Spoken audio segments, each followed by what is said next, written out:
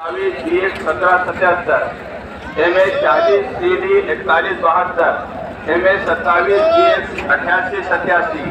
इसलिए आप हजरात जो जाने वाले हैं खाने जब फारिग हो जाए ताकि पैदल वालों का ट्रैफिक भी कम हो जाए और आपको जाने में सहूलत और आसानी हो जाए।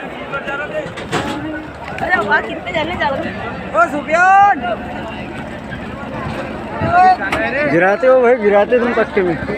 देखना गिरेंगे भाई जोन में खाना जो है जिनकी गाड़ियाँ जल्दी है, अगर भीड़ हो तो पार्सल ले सकते हैं। दोनों में पार्सल का भी इंतजाम है।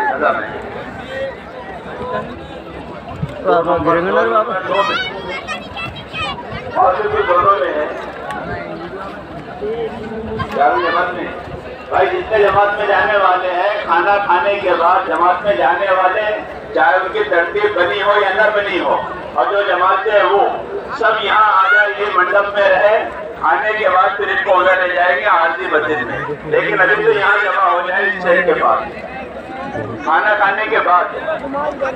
और जो बाहर की जमातें वो भी रुकी, जो जाने वाली जमातें जो रुक किया गया था जमातों को, और उन पर जरा गौर करेंगे।